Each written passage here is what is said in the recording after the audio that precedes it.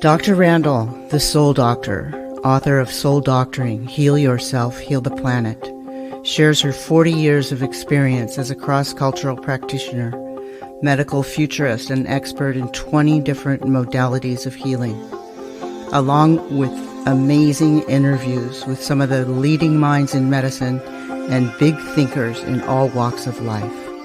The stories of our lives are the woven energies of our soul's paths. They feed and ignite the spiritual light that nourishes the universal soul, the one mind, the cosmic consciousness where we all come together. This podcast is going to be a deep dive into the personal stories of people who have made significant contributions to the planet. What formed them? What moved them to become these leaders and innovators that inspire us so? Well, hello, Noah. Hello. Such a great honor to be here. I want to introduce you to my guests. I've known you for how long? Like 15 years or more, I think. I'd say maybe since 2005, 2006, somewhere in there. Yes, we met at Passages, one of the most profound addiction and rehabilitation centers in the world.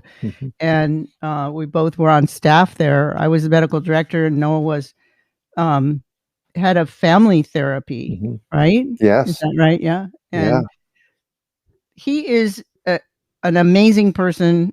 I mean, I've always admired him for his ability to work with people, particularly in the area of transformational psychology. And Noah's renowned now for working with people in inner child work, and he's also a recovery expert. He offers this transformational psychotherapy and powerful life coaching to his people, and he removes their emotional and mental wounds, which is a huge thing that hangs a lot of people up for a lifetime. And he can empower them to show up and live their best life. What a gift. What a gift you are. Thank you. He's been very successful at this. He can work with all age groups and people, individuals, couples, adolescents, young adults, and families of all ages and backgrounds. Noah has a special gift in that he came into this his own way through his own challenges. And I'm not going to tell his story. I'm going to ask him to tell that. He was adopted, so he understands this from the inside out. And he developed this framework, this therapy, which is very innovative, through his own experience. And of course, also it's also what drove him to become a licensed psychotherapist and certified teacher of integrative body psychotherapy. So prior to working in his full-time private practice, Noah was the head, as I mentioned, marriage family therapist at Passages. That's where we met. We both contributed to the book that Chris Freitas wrote, The Alcohol and Addiction Cure. And that's still a great book. You know, what's true is true.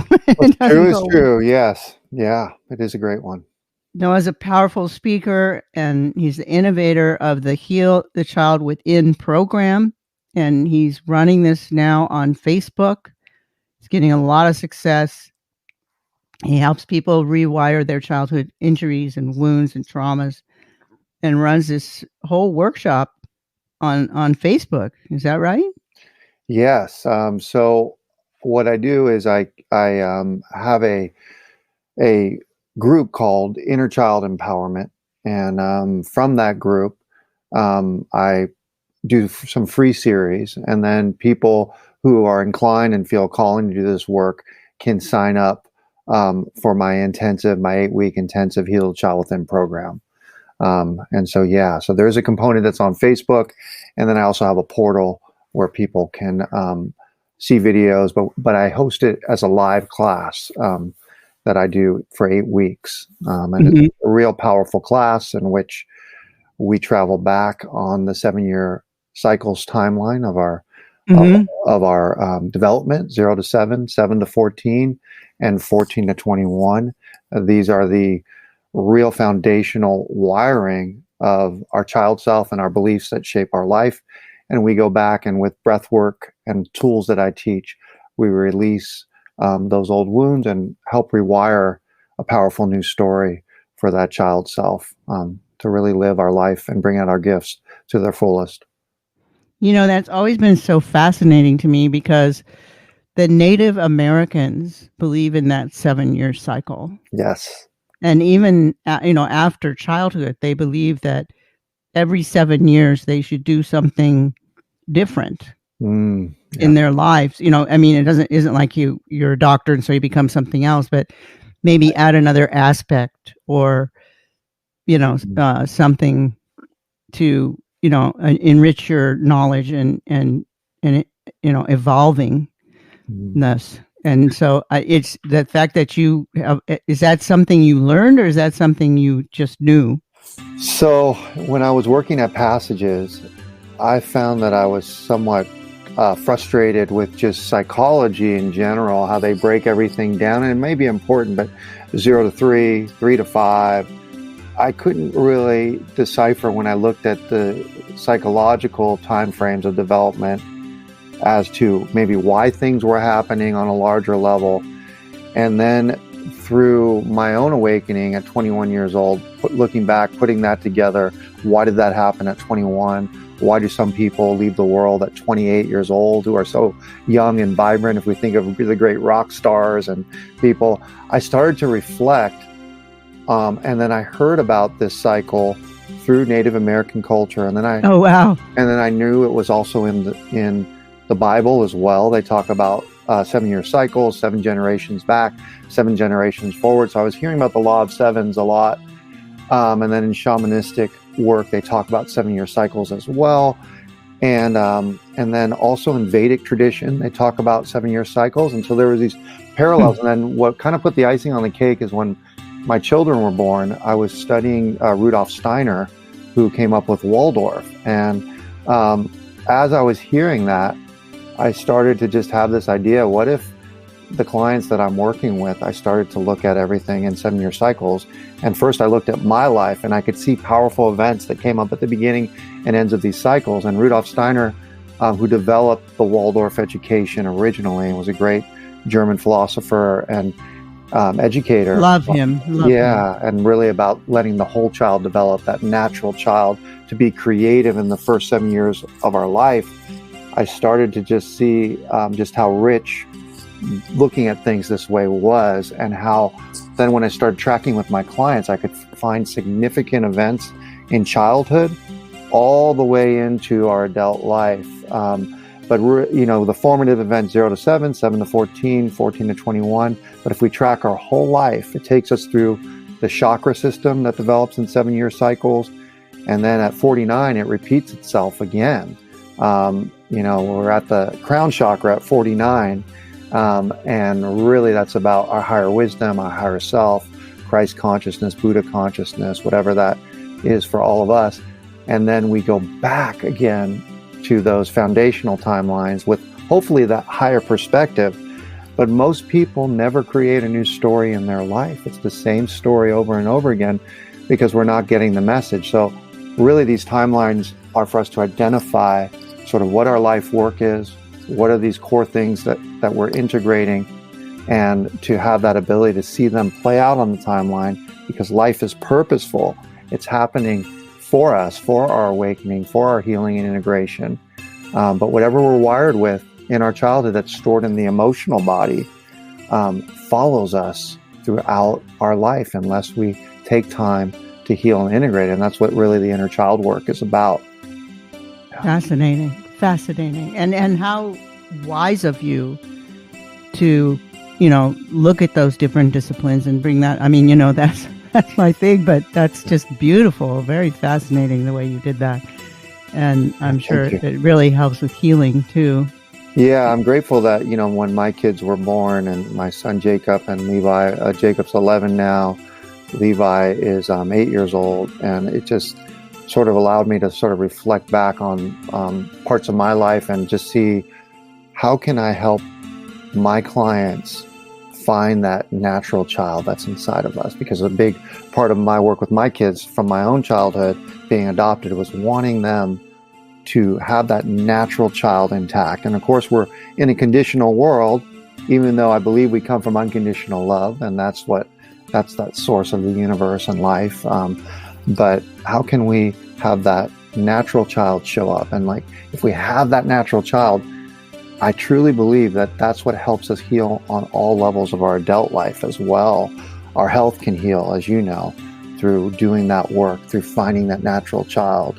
Our relationships can heal. Our career, we can find that right path. We can live our bliss. And then on a financial level, we can operate from a place of abundance rather than scarcity, and what we picked up on in our family. So the inner child has multiple implications on an emotional level, but on a real practical level, when we rewire that and release, we can have breakthroughs on all these areas. Awesome. Yeah. Tell me about your story, Noah. I mean, I know it wasn't an easy one, but would you share it with us? Yeah, thank you for asking that. And so I do like to share my story because I found when I went into psychology that a lot of people didn't understand early trauma and early attachment, especially with adoption. And so for me, I was adopted in 1974, and my birth mother. How old were you? So I was adopted at 5 days old. So, yeah. And, in a lot of ways, some people say, wow, well, that wasn't that long. That's great that you were adopted so young as well, because we have all sorts of stories with kids who I've worked with who are adopted from Russia and Asia and South America and India. They're adopted much later. But one of the things that I noticed throughout my childhood was there was always a sadness that was there. Even though I was adopted into a Jewish family that was physically affectionate and could show a lot of love, great Jewish mom who was very loving and is still very loving. What I found is there was a void that I looked back at my life that was sort of always there. And in my life, as a teenager, that depression really started to come to the surface. Earlier on, when I look at this void, I always had a sensitivity as a boy. I cried very easily. I was told, if you cry, you're a sissy, or by mostly at people at school. My parents did allow my feelings and all that, but at school I was told that. Experienced bullying growing up around 7 years old. And then somewhere after 14 years old, I became very angry and depressed and started to act out and got in trouble in high school. And did you know you were adopted? I did know I was adopted, yes. So my parents, when they adopted me, first off, my birth mother was 17 years old. I met her at 21 years old when I had my awakening. But she was not allowed to hold me. I know that. Birth mothers were told if they hold the child that they're not going to want to give that child up. So they were encouraged to not hold. And then for 5 days, I was waiting for my parents to be able to hold me. They weren't allowed to hold me or anything either because the adoption hadn't gone through. And so there is a trauma, and there's a lot of research. I'm not going to get into all the research around it right now, but just how that stores on an emotional level, any type of birth trauma, and even in utero trauma. My birth mother was depressed a little bit during her pregnancy, and I think ran away for periods of time and had her own issues at that period of time. So with that in mind, my parents were told, hey, we do have to tell. They adopted me, and I have a brother who's also adopted, who is 5 days, who was adopted 5 days after me, actually. So we're not biological, but my parents had 2 adoption places they looked at, and it sort of all came about around the same time that we were going to be adopted and in this family together. And so they did tell us that we were adopted, and they had a story. There's this old book called Where Do I Come From that talks about pregnancy and everything. And then there is this book called Why Was I Adopted? And that's the book they read to me. So there was a narrative about it. And the narrative is generally, you're special, you're chosen, that's why you're adopted. Nothing about the loss or the impact of losing birth mother or anything like that. So yeah, so that's the earliest part of that story was being told I was adopted. But even though I was told I was adopted, my parents who adopted me divorced when I was 5 years old, and they each had biological kids after. So they were able to have biological kids in their new marriages. And so there were some things that happened on the timeline where I did feel more loss and more abandonment and more stuff that impacted my self-esteem and bullying that occurred, even though I did play sports and I played basketball and all that. But I think my true nature would have been a more creative nature, as I was highly sensitive. I play music as well now. And I did before my parents divorced as well. So there was just a sadness that was sort of always there, that really came to head in my teenage years, where I found, drugs and going to raves and fighting and just a lot of anger because I made a decision that I wasn't going to, at that age, I wasn't going to be pushed around anymore. So I was going to become somebody who, sort of fought back, and I found my voice through being a bit of a rebel at that time. Went from being a shy kid who was bullied, who felt sad and depressed, towards being angry and acting out in some ways. So you turned to drugs? Yes, mostly marijuana, alcohol, and then we were going to raves. So at that time we were doing, ecstasy, going to warehouse raves on weekends. And so I would say I had more of a substance abuse problem. And then around 21, my high school girlfriend, I went to local community college out here, and my high school girlfriend, who I loved, went off to college, and she was a few years younger than me. And when she went off to college, she stopped talking to me, and we didn't have text back then or anything like that. And all of a sudden, 3 weeks later or so, she calls me and says she found another boyfriend. Oh. And it sent me into a deep depression where I was smoking marijuana on a daily basis. And I just got really depressed, and also hanging out with my friends and drinking. And I was at a place where I was suicidal. And instead of going to Santa Monica College, which is the local community college, I would drive to the beach and sort of just smoke cigarettes. And I started to really think about, I don't want to be here. How am I going to end my life? And fortunately, I was able to share with my parents how I was feeling. And coming from a Jewish family, they did believe in therapy. So they did send me to a therapist. And it turned out that the therapist practiced inner child work and body-mind therapy that I later went and trained in. And so from that moment, I started my inner child work there. And then also was doing some breath work, somatic experiencing and breath work. And I started to reparent myself. I also read the book, The Celestine Prophecy, at that time, which was key to my awakening. And once I read that book, so grateful for that book, I just had this download inside that I knew everything that I was reading in this book, and it was sort of reminding me of everything.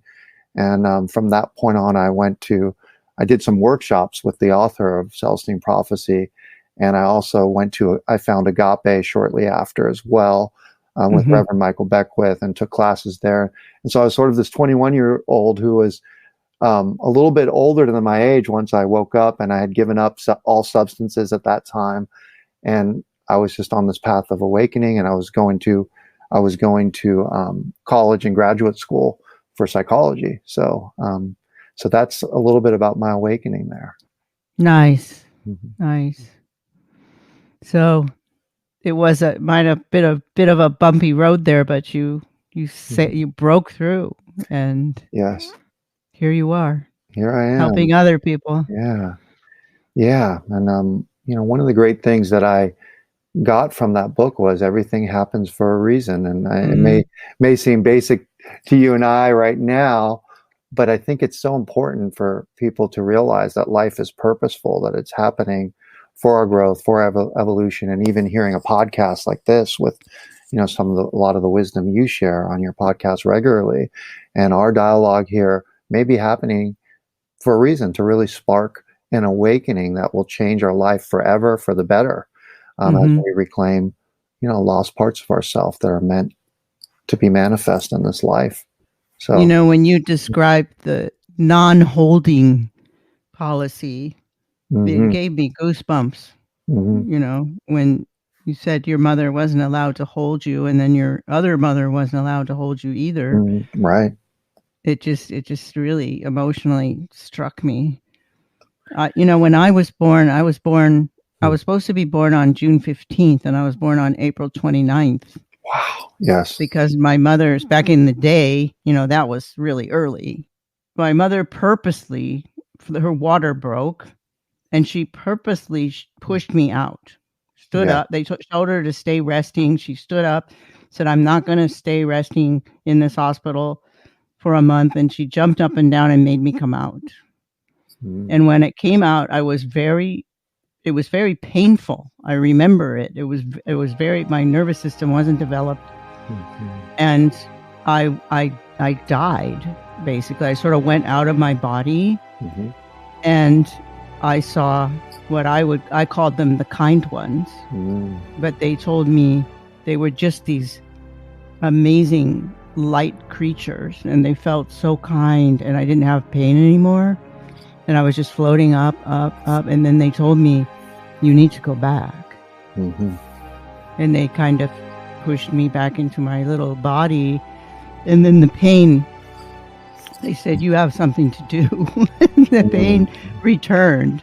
Yes. And I always felt like that affected me, but it also, because I saw the angels, was what I held on to, was the angels. And Yes. it was hard for me, because even when my parents did try to hold me, it hurt. So I would like push them away. My mom said it, but it wasn't because I didn't want to be held. It was because it hurt. Yes. And yeah. Incredible. Yes. Wow. That's so powerful that, you can relate to that early loss and that sort of bond being ruptured before you were ready to be birthed. Hmm.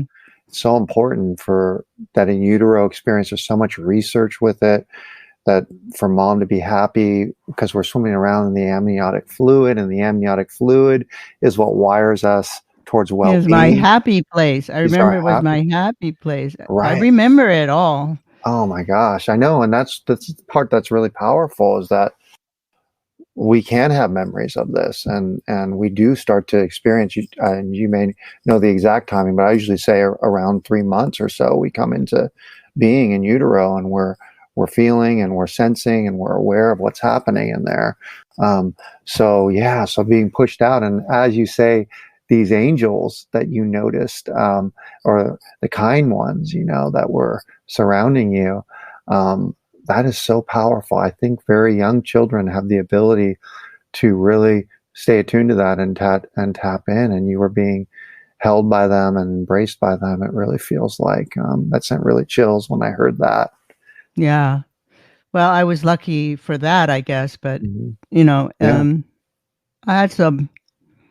I became too, like you, a seeker, hmm and I had to fill that void with something, and I was seeking spirit, and I've been, as you know, I'm very much of a spiritual seeker and have been, but that's why I'm trained in 20 different modalities. Yes, But I know. it's but now, I also do it because the more I know, the more I can help my patients. So we take these things that have happened to us and turn them into something positive, where we can Yeah. help ourselves and Mhm. each other, because what we come here for is to serve other souls. And Mhm.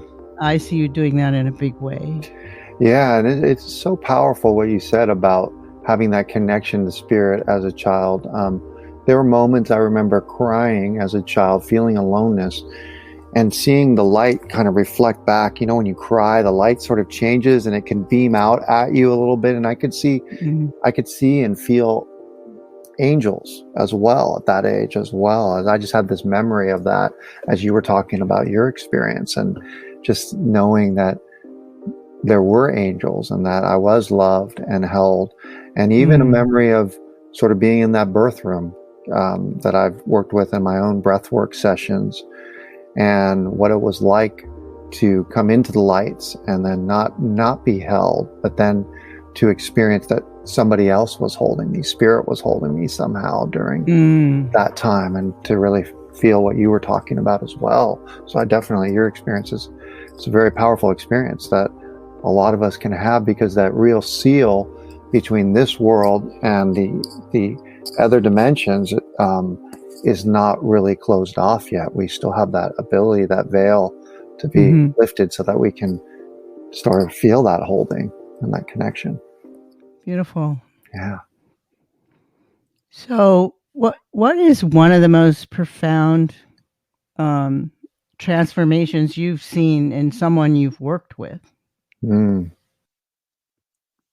Yeah. So, through the course of the program I'm running, and just through the years of working, I've seen a lot of profound transformations. I mean, I feel that this work benefits everybody. But some of the most profound transformations occur, I believe, when I've seen people who are in, recovery in particular, and have really been close to death and have had overdoses and have sort of come back, but they realize really that potentially they could leave this world if they go in that direction again. And one in particular that, I'm sort of thinking about here is a memory of working with somebody who could never really understand why they were continue to go back to heroin, and and something that could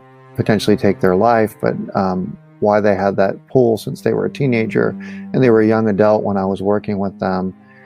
And for them to begin the process of looking at this timeline and really see that there were some significant things that they had never really dealt with in their life, that they really grew up without what I call in psychology loving attunement, but that's the psychological term for it. But in spiritual terms, it would be unconditional love.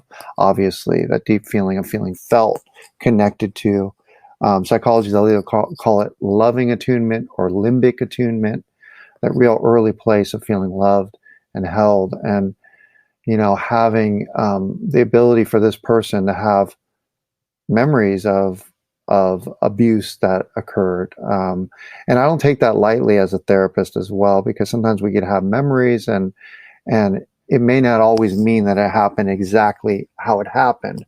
But in this case specifically, there was ongoing sexual abuse that had been blocked out by a trusted person in this client's life.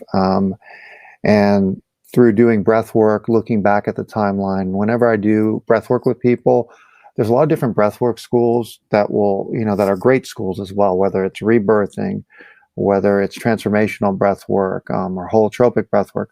The breath work that I do specifically comes out of the integrated body psychotherapy lineage, which my mentor, Jack Rosenberg, developed, and Beverly Catane Morse, his wife, also developed as well. Anyways, in this form, we breathe, and while we're breathing, we don't just close our eyes and go into some type of trance. We breathe and we stay connected to our body, but we connect the breath through our mouth, and it's a full body breath. And with that, when emotions come up, we start to feel where we feel those emotions in our body. And that's a real powerful experience. And that's how a lot of memories come up. And while that's happening, I say, okay, stay connected to me as well. I'm here. This is a safe environment, and so we're not just splitting off like all the other times we experienced trauma in our life. Most people just cry on their own. They close their eyes or they just go away. We're actually working with love and compassion with somebody else. And then I'll also say, okay, well, see yourself at that age up there on the ceiling. And sort of that's like our movie screen of projecting. You can see behind me, there's a little bit of a breathwork table right back there where we do breath work, and say, okay, see yourself at that age on the ceiling, or imagine a picture of yourself at that time. And through that, with this client in particular, some sacred communication occurred, really, that there was some deep holding in the body, in the gut, and also in the pelvis area as well, and also in the throat, because nobody had really noticed the signs that this had happened, and they had, wet their bed for periods of time, and they were just putting together for the first time that this had happened. And so with that, we did a series of sessions getting this abuse out, and then part of it was just acknowledging it. Then the next part was whoever the perpetrator was really vocalizing how, hey, this is my body, you had no right, this is my space, and really taking their power back in the situation.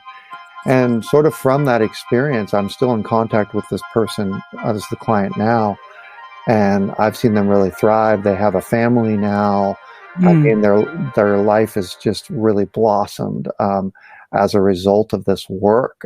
And we were able to do a component of this work where at some point after I've helped resolve a lot of this significantly, we may do a component of family therapy as well, because sometimes it's very important to share with the family and feel seen and heard in that way as well. So this is one of the most powerful moments that I've worked with.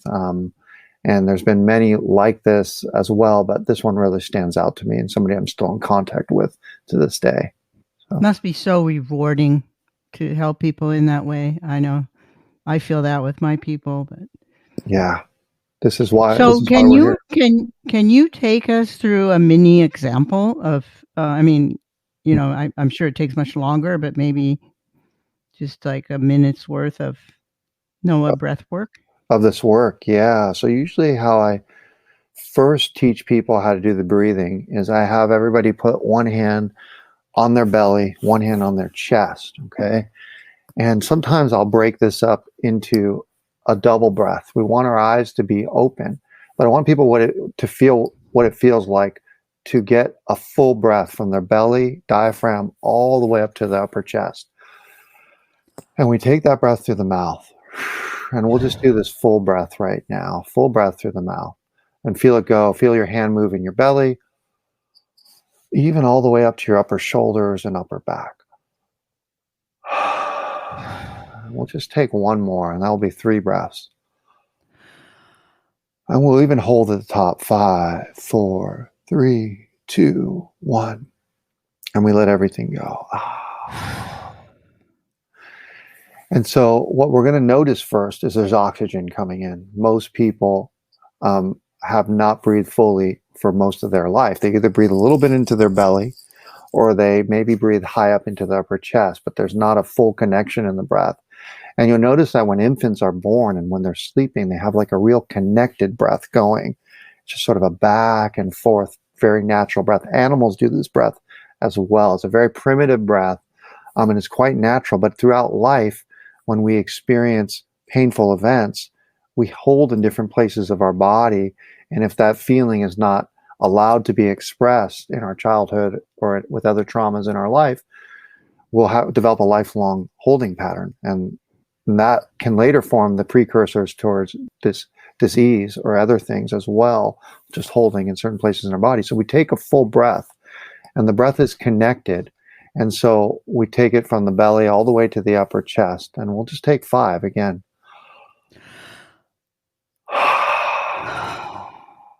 All right, we connect that breath at the bottom and come just like a wave. The wave comes in and the wave goes back out. And it's like there's a part of us that is like the shore, and the wave comes in, the wave is the breath, and it goes back out, and we let go. And on the inhale, there's a pulling in. On the exhale, there's a real letting go. We'll take 2 more.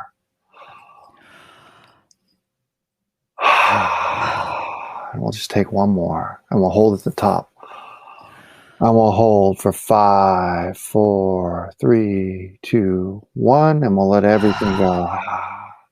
Now, we may feel a lot of oxygen coming into our head. At first, some people who haven't really done breathing like this may feel, oh gosh, I feel a little lightheadedness. But in different traditions, they call this, Kundalini energy, or we can just call it chi. We're just getting used to breathing this in. I generally take, after I meditate, I take about 200 of these breaths, and I do my morning affirmations. I have a whole practice developed around it. And I teach a whole series of this type of breathing where we open up every segment of the body.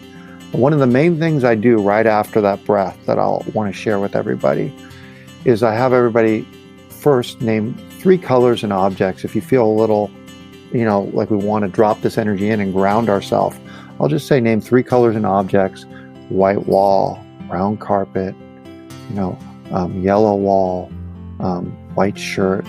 And after we do that, we just go within and you just close your eyes. And I always want everybody to imagine, after we take these breaths, a memory or some source of unconditional love. And I say, find a source of unconditional love. For some of us, it could be a spiritual thing. For some of us, it could be the ocean or the sun, or it could be a scene from nature. I like to imagine when I first held my 2 boys, Jacob and Levi, skin to skin when they were first born and they were home births. And I remember holding them, and it's one of the greatest feelings in my life there, of just this unconditional love. And I feel it in my body, and whatever that is for you, imagine a source of unconditional love, whether it could be a pet, it could be the ocean or the sun, or a spiritual figure. Feel that unconditional love in your body. Put your hand over your heart. And we always want to find a positive anchor, positive resource. And we just want to say these words: I am. And we say out loud, I am. I am. And then from that place, this is our home base. This is our positive anchor. This is who we truly are and have always been. So we have this resource we can take with us. We wire it in right after the breath. We find that I am. Whenever we feel stress or imbalance, we can breathe. We can come back to that. And then when I teach people inner child work, we can find our inner child from this loving place, no matter what that child has been through on the timeline of 0 to 7, 7 to 14, or 14 to 21. I have everybody start with, after they breathe, finding that I am, and then we go back and we bring this love to the child self. And so that's a little bit of the process that we go through. Beautiful. Thank you. You're welcome. Thank you for joining me with that. Mm-hmm. And as we get the I am, the I am is, little kids know what this I am is. They say, if you ask, who are you? They'll say, I'm me. I am. And they'll point right to their chest, and they know who they are. And, through life, we lose that ability because so many things happen, but we don't have to lose it forever. We can come back to it. There's that part of ourself. And whatever we put after that I am is quite very powerful in a way. That's what creates the story of our life. Mm-hmm. Kids who get this unconditional love feel like love is in the air they breathe. Right after that natural I am that's inside of them, they know, oh, I'm lovable. Oh, I'm powerful. I'm worthy. And those of us who have little separations, like myself, I'm all alone. No one loves me. And that's where the storyline takes shape in our life. So we want to rewire ourselves towards a positive I am and start to live from that place and pull the child fragments up into that place as well. Yeah. Beautiful. Thank you. Yeah, so wonderful to share that with you. Yeah. Oh, you're so talented. So, what would be some advice that you could give people going forward here in this post-COVID? I guess we can call it post-COVID or semi-post-COVID. Hope so. Because, everybody's been experiencing a lot of anxiety. Oh my gosh. Great question. And mental health issues. So what would be some pointers? Right. Well, incidentally, I was putting off starting my programs for like the past, since my kids were born, really, in 2010, because I just knew it would take another level of, time and energy, but I was very passionate about it. And so during COVID is actually when I started launching my online programs of Heal a Child Within and Heal a Child Within Mastery. And obviously the mental health was completely underestimated. The rise in substance abuse, the rise in abuse, child abuse, and even the abuse of not having, and I feel strongly about not having kids be able to be in person in school when that was safe, Hmm. Oh, yeah. was just so devastating. And and then also, regardless of how we feel about it, what we needed to do, the psychology of masks, not being able to see people's facial expressions. Fortunately, as you probably noticed in your business as well, people were completely reaching out who were able to, and transitioned to virtual very well. I've been doing virtual for over 10 years, but really there is a tremendous amount of anxiety. There's still fear on the street, even though we've been Hmm. told we can take our masks off and, and all that, and that the numbers are down in most places. We can still see that there's fear about just human contact, and fear about germs, and fear about kids going back to school and all that. And with that, it's more important than ever before to really have an inner resource of well-being, and to also flip the script and know how to come back to a positive perspective on, first off, why this happened, and then secondly, on how we want the world to look after this. And I always say that COVID, and I've been talking about this in my Heal the Child Within Empowerment Facebook group, and also in my programs, but that COVID was a giant incubator for everything that we held inside of us that we weren't dealing with on a mental health level, on an emotional level, and on a collective level. And some people have really done the inner work during this period of time and taken this as an opportunity to drop in and do inner work, which has been amazing. A lot more people are gravitating towards spirituality, self-growth, Hmm. self-actualization.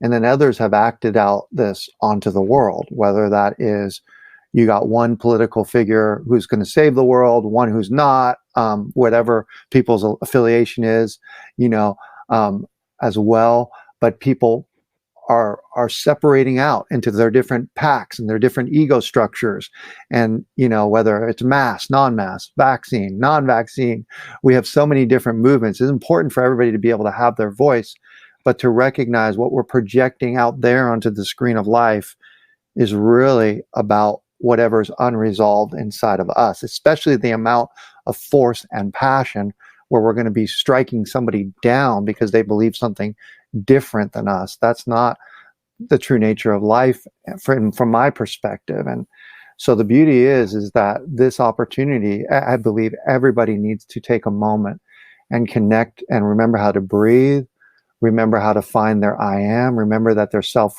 their inner work, as well as their ability to have self-care in their life, is so important.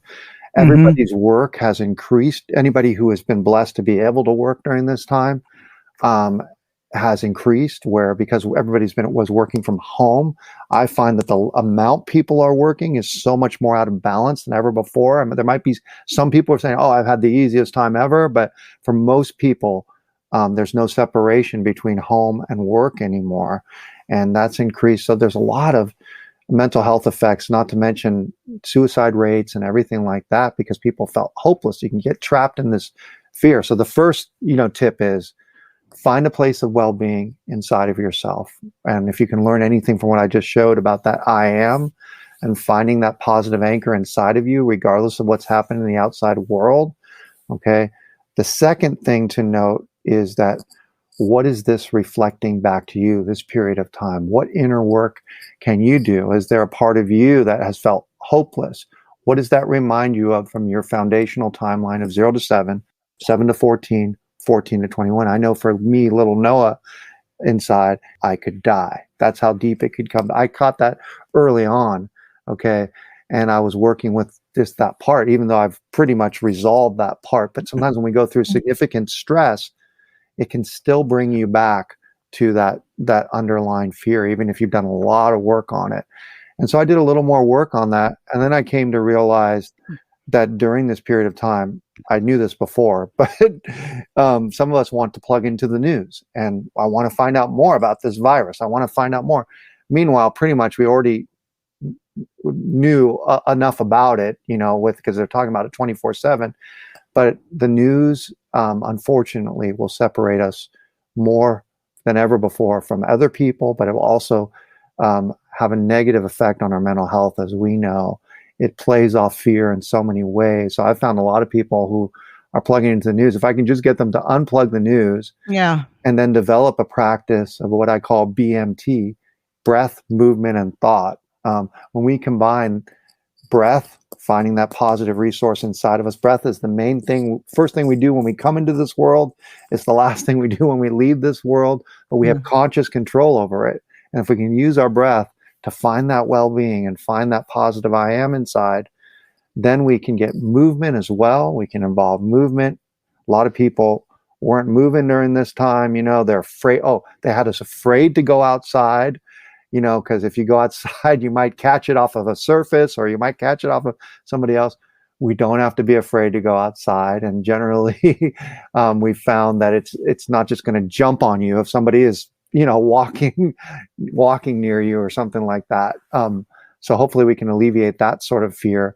But some movement and then some positive thought about what post-COVID is like.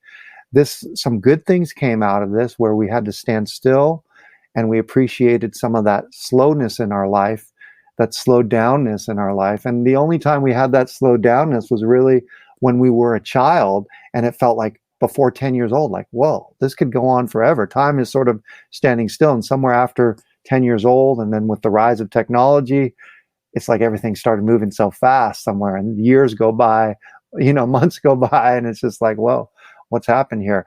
But things were slowed down. How can we keep some of that reverence and respect for life, respect for ourselves, respect for everybody else? I like to teach people that once we find our own inner child, we want to walk on the street and we want to see everybody as having their inner child. I walk around the street and I say, oh, there's your inner child. There's your inner child. And regardless of any difference, I'm seeing everybody's precious child inside. How can we, sort of like seeing the Buddha nature inside of everybody to some degree, but how can we see everybody as a sacred child, especially ourselves? And, but then we can see it in others. So those are some sort of tidbits that I have on how to come out of this time and also visualize a collective, because what we put out there on the grid of humanity is important. How can we visualize that maybe we needed to slow down a little bit and respect ourselves and learn to respect each other? But how can we visualize the world coming out in a much better way as a result of this? Yes. That's what I visualize every day in my meditation, is the world, people getting along, people having respect for each other, new systems being in place to value each other and respect mental health, respect differences. So yeah, I visualize a lot of great stuff. Hopefully everybody else can too. Absolutely. Absolutely. I wrote a book recently called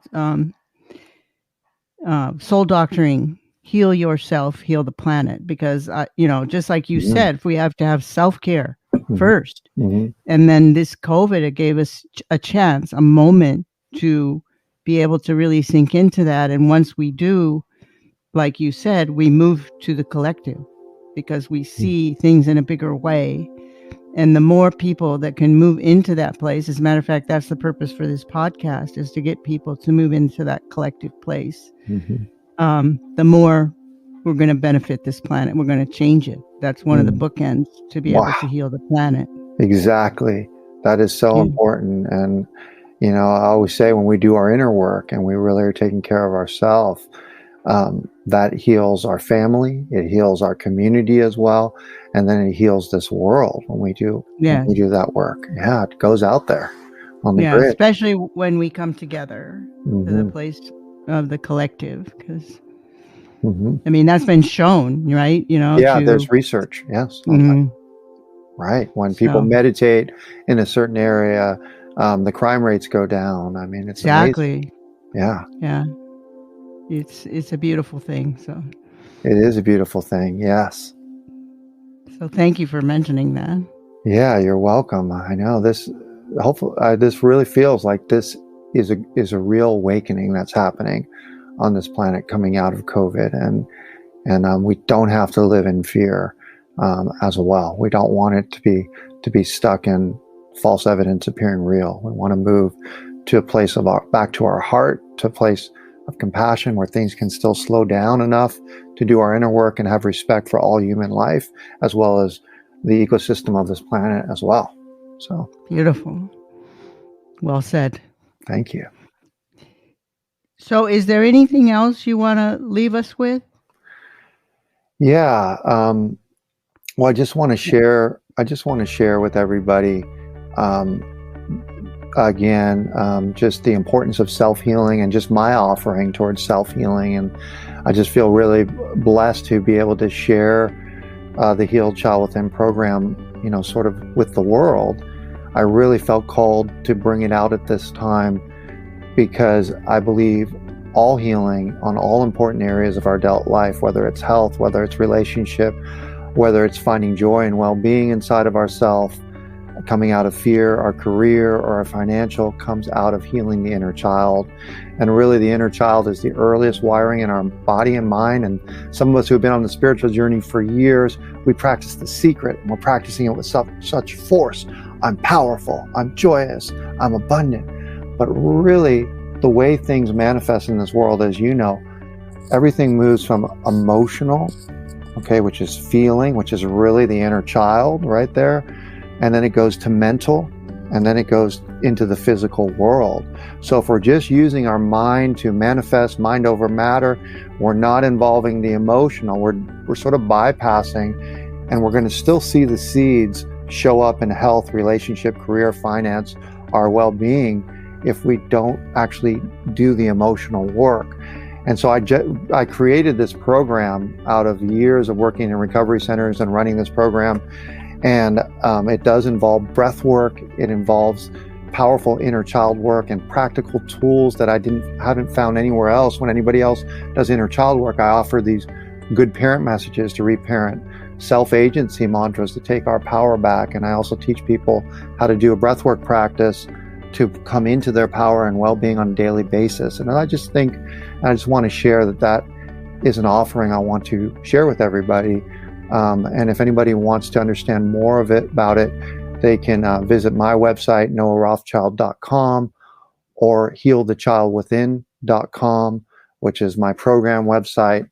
And then on Facebook, you can find me at Inner Child Empowerment with Noah Rothschild. So Inner Child Empowerment. And I'm just three websites. 3 websites to be able to share this and reach people. Say them again, please. Yeah. So the first website is just my own website, noahrothschild.com. And you'll notice that my last name has child in it, and I'm not associated. I'm also not associated with the main Rothschild family in any way.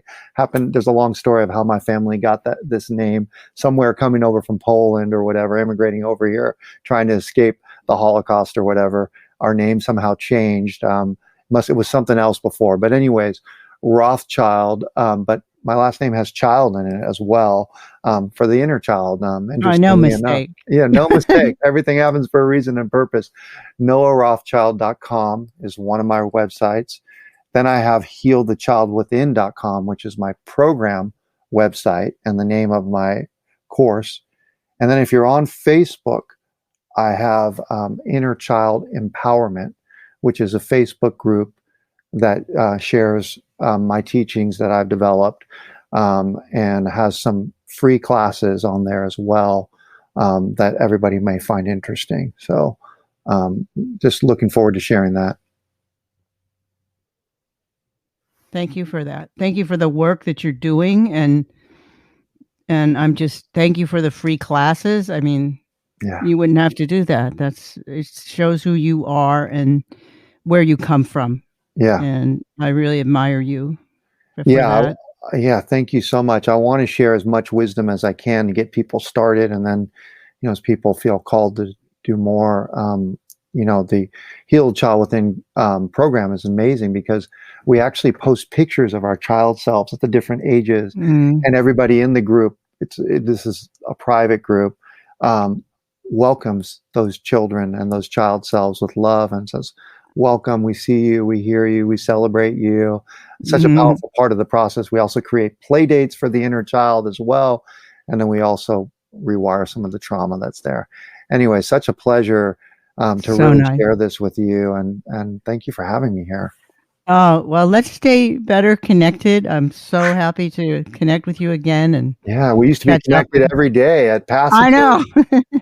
It But was, this is yeah, just fabulous. yeah. Wow, such an honor. Thank you so much for the work that you do in helping so many people heal and integrate. You are such a powerful healer, and I'm just honored to have shared this time with you today. Oh, thank you, Noah. Okay, You're so we'll speak welcome. soon. Okay, be Okay, blessed. Bye for you now. too. Bye. I'm Dr. Gail Randall, creator and host of Soul Stories. I just want to thank you for listening to my podcast. I recently got a notification from the International Podcast People, and I was astounded that so many countries are listening to my podcast in the category of alternative health. So thank you, and please continue to listen. I especially want to thank Egypt, Croatia, Japan, and Switzerland, also France and Ireland, because my numbers were quite high there. So keep up the good work and check out my Instagram at Dr. Gail Randall, and particularly check out my Instagram TV, where you can hear me talking about alternative medicine subjects and also see me. It's a very good show, and I think you'll like the subjects. It's on 6 p.m. Pacific Standard Time every Friday, but it's recorded there, so you can find it there anytime you look. Okay, thanks again. I love you guys. This is Dr. Gail Randall from Soul Stories, and author of Soul Doctoring, Heal Yourself, Heal the Planet. I want to thank Saltology, our sponsor, at bathsalt.com, which fits perfectly into my medicine bag as it, like me, calls upon the ancient wisdom and modern technology to heal, especially with the stresses and ills of our modern times. The Bokek brand uses organic salts combined with organic essential oils sourced from ancient Egypt to provide a perfect remedy for your bathing ritual and healing from modern stresses. The Relief RX brand is a unique one-of-a-kind healing salt that uses organic CBD, treated with a unique emulsification process to create nanoparticles which easily enter the skin to most effectively heal and relieve aching muscles and joints.